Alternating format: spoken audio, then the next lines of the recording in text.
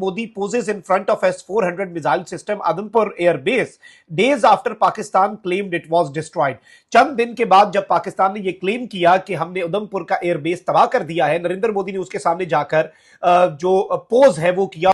मंगलवार को पीएम मोदी की ये तस्वीर उन पाकिस्तानियों के मुंह पर तमाचा है जो भारत के अभेद सुरक्षा कवच को तोड़ने का दावा कर रहे थे। पाकिस्तान का क्लेम था कि उधमपुर एयरबेस जो है उसकी रनवे जो है वो डैमेज हुई है, S-400 जो है उसके अलावा रेडार जो है। तो जितना प्रोपेगेंडा इन लोगों ने किया था वो सब बेनकाब हो गया। उनके आरोप जो टोन्स थे पाकिस्तान के तकरीबन हर छोटे बड़े शहर में पहुंच रहे थे। पूरी 78 साल हिस्ट्री में जिस तरह जब से ये सूरत हाल बनी है, जनरल आसिम मुनीर के आर्मी चीफ होते हुए पाकिस्तान के शहरों की ना तो कभी इतनी तौहीन हुई पूरी तारीख के अंदर। दूसरा, आसिम मुनीर का झूठ जो है कि ये कह रहे हैं जी हमने इतना ये कर दिया और हमने वो कर दिया। भाई कराची से लेकर रावलपिंडी तक। Osama bin Laden was found literally living in a house for years, a few hundred yards from one of Pakistan's main military bases.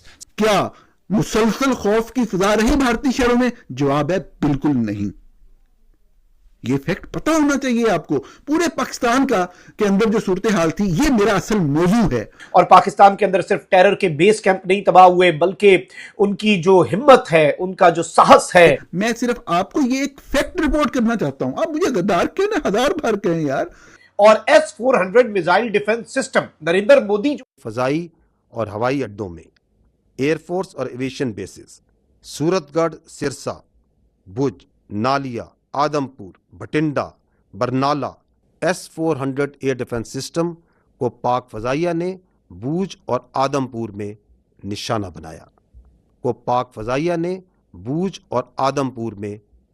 बनाया as we speak Adampur airfield को तबाह कर दिया है।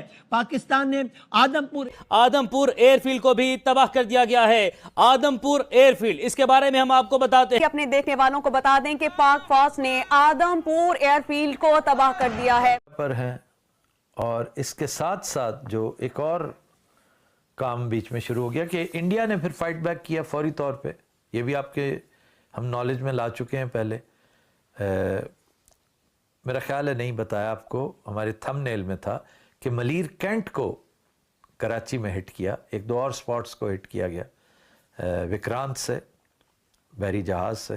छोटा सा वीडियो आगे आप पूरा वीडियो देखेंगे। प्रधानमंत्री मोदी जी आज पहुंच गए जहां पर पाकिस्तानी आर्मी ने दावा किया था कि वहां पर उन्होंने S-400 प्लस उस एयरबेस को उड़ाया। तो पाकिस्तान आर्मी के दावे को गलत करने के लिए नहीं पहुंचे थे मोदी जी पहुंचे थे भारतीय सैनिकों का आत्मविश्वास और बढ़ाने, जिस तरीके से उन्होंने एक्शन दिखाया है पिछले दिनों में। तो पहले पूरा वीडियो देखते हैं, वीडियो के बाद करते हैं इस टॉपिक पर बात। प्लीज चैनल को सब्सक्राइब करेगा। मैं मिलता हूं video. S-400 missile system Adampur air base days after Pakistan claimed it was destroyed. चंद दिन के बाद जब पाकिस्तान ने यह क्लेम किया कि हमने उधमपुर का एयरबेस तबाह कर दिया है, नरेंद्र मोदी ने उसके सामने जाकर जो पोज है वो किया और हमने अपने टारगेट को परफेक्शन के साथ अचीव किया। और पाकिस्तान के अंदर सिर्फ टेरर के बेस कैंप नहीं तबाह हुए, बल्कि उनकी जो हिम्मत है, उनका जो साहस है, वो भी जो है वो तबाह हुआ। और इस तरह की सारी बातें जो हैं वो ये करते रहे। अब इस सारी की सारी सूरत हाल के अंदर नाज़रीन इकराम मैं आपको ये बता दूं कि इस सब के अंदर नरेंद्र मोदी जो है उसने ऑल्दो जिस तरह से जवानों से इंटरेक्ट किया, जो कुछ भी किया, नंबर वन नरेंद्र मोदी ने जो इंडियंस ये क्लेम कर रहे हैं कि जी पाकिस्तान का क्लेम था कि उधमपुर एयरबेस जो है उसकी रनवे जो है वो डैमेज हुई है, S-400 जो है उसके अलावा रेडार जो है, मिसाइल्स जो है और जो मुख्तलिफ चीजें हैं वो इस वक्त तबाह हुई क्या है। उससे क्या नुकसान हुआ ये भी तो देखना है ना। तो जो दूसरी तरफ से हमले किए गए उसके नुकसान की तफसील है, उसका एविडेंस है, वो भी हम बात करते हैं। तो मेरा जो मौजू था कंपैरिजन का, उसके ऊपर अब हम बात शुरू करते हैं कि पाकिस्तान के जो जितने भी शहर थे, खुसूसन जो सूबा पंजाब और सिंध के शहर थे, 7 तारीख से इन हमलों के बाद से मुसलसल एक खौफ की फिजा रही। पाकिस्तान के तमाम शहरों में, छोटे बड़े शहरों में भारतीय ड्रोन सैकड़ों की तादाद में जो वो आए आए और वो अपना काम करते रहे, और इन ड्रोन के हमलों ने जहां जहां चाहा वहां वहां पहुंच इख्तियार की, चाहे वो रावलपिंडी का स्टेडियम हो, चाहे वो अटक के अंदर जो नेशनल डिफेंस कॉम्प्लेक्स हो, जो बहुत ही सेंसिटिव एरिया है, उसके गेट से तकरीबन 700-800 मीटर के फासले तक ये ड्रोन आके गिरा और वहां पे भी बंदा शहीद हुआ। महबूब जो है वो वहां पे शहीद हुए, बुजुर्ग आदमी थे, और बाकी ड्रोन से बेशुमार लोगों की शहादतें हुई। पूरे पाकिस्तान के अंदर मुसलसल खौफ का फजा रही, जो ड्रोन हैं वो गर्दिश करते रहे। मैं सिर्फ आपको ये एक फैक्ट रिपोर्ट करना चाहता हूं। आप मुझे गद्दार क्यों ना, हजार बार कहें यार। बात यह है कि जब तक आप हकाइक के मुताबिक नहीं चलेंगे तो आप बेहतरी नहीं ला सकेंगे। क्या मुसलसल खौफ की फजा रही भारतीय शहरों में? जवाब है बिल्कुल नहीं। ये फैक्ट पता होना चाहिए आपको। पूरे पाकिस्तान का के अंदर जो सूरत हाल थी, ये मेरा असल मौजू है कि 1971 की जंग से पहले और 1971 की जंग के बाद पूरी 78 साल हिस्ट्री में जिस तरह जब से ये सूरत हाल बनी है, जनरल आसिम मुनीर के आर्मी चीफ होते हुए पाकिस्तान के शहरों की ना तो कभी इतनी तौहीन हुई पूरी तारीख के अंदर सिवाय 1971 के, और ना ही इस तरह से खौफ की फजा रही। आसिम मुनीर का झूठ जो है कि ये कह रहे हैं जी हमने इतना ये कर दिया और हमने वो कर दिया। भाई कराची से लेकर रावलपिंडी तक मिसाइल गिरे हैं, पेशावर से लेकर बावलपुर तक मिसाइल गिरे हैं इंडिया के, तो आप कैसे कह सकते हैं कि आपने दुश्मन के दांत खट्टे कर दिए? आपके तो अपने दांत खट्टे हो गए, बल्कि खट्टे मीठे हो गए। अब उसमें पाकिस्तान का जो डिफेंस सिस्टम है वो टोटली फेल हुआ। किसको नहीं पता कि डोनाल्ड ट्रंप और सऊदी अरेबिया और यूएई के पांव किसने जाके पकड़े? मोदी जी ने नहीं पकड़े, वो तो इन्होंने पकड़े हैं। दूसरा ये है कि शुरू में जाहिर है सीज फायर हुई तो सारे लोग जो है वो एकदम से थोड़ा सा अफसरदा हो गए, थोड़ा गुस्से में आ गए, क्योंकि लोग ये तवक्को कर रहे थे कि जी पीओजे के भी ले लेंगे, बलूचिस्तान भी आज़ाद हो जाएगा। लेकिन आप जानती हैं कि जो एम्स और ऑब्जेक्टिव्स थे इस ऑपरेशन के, इस ऑपरेशन सिंदूर के, वो पीओजे के या गिलगित बल्तिस्तान को वापस लेना या वो बलूचिस्तान को आज़ाद कराना नहीं था, वो टेररिस्ट हब्स को तबाह करना था। लेकिन फिर ये सवाल भी पैदा होता है कि पाकिस्तान का टेररिज्म का सबसे बड़ा हब तो रावलपिंडी में GHQ है, वहां भी फेंक देते मिसाइल। बहरहाल चले देखते क्या होता है। जी हथियारों को लेकर के पहले भी पाकिस्तान भारत को ब्लैकमेल करता रहा है।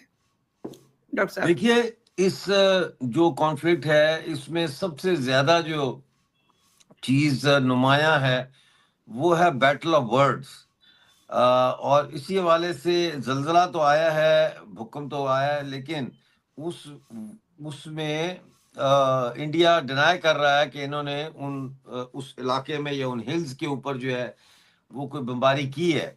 अब जल्जला वहां आया है, बैक टू बैक 2 जल्जले आए हैं उस एरिया में, और वहां पे कहा यही जा रहा है कि जो न्यूक्लियर फैसिलिटी है उसको नुकसान पहुंचा है, और ये भी कहा जा रहा है कि अमेरिका और मिस्र के जो है वो माहिर जो है एक्सपर्ट्स जो है वो वहां पहुंचे हैं उसको चेक करने के लिए। तो ये अब कल सुबह तक ही पता चल सकता है कि क्या असल में इस वक्त क्या पोजीशन है। अभी तो मेरे लिए ये कहना बहुत मुश्किल है, क्योंकि हमारी सरकार तो कह रही है कि उन्होंने टारगेट नहीं किया, तो I will have to go with. दोस्तों ये वीडियो यहाँ पर होता है खत्म। आपने देखा किस तरीके से बात हो रही थी, प्रधानमंत्री मोदी जी जिस तरीके से पहुँचे एयरबेस और बात करी उन्होंने भारतीय सैनिकों से, और किस तरीके से उन्होंने वही बातें रिपीट करी कि न्यूक्लियर ब्लैकमेलिंग नहीं चलेगी, और अब आने वाले समय में कोई भी आतंकवादी अटैक सीधा भारत के खिलाफ युद्ध माना जाएगा। अगर थोड़ा सा मैं डीप सोचूं तो ये बहुत बड़ी बात है, बहुत बड़ी बात है। और डीप सोचूं तो फिर मुझे कभी कभी टेंशन होने लगती है कि फिर तो भारत को अनस्टेबल करना पाकिस्तान के लिए बहुत आसान हो जाएगा।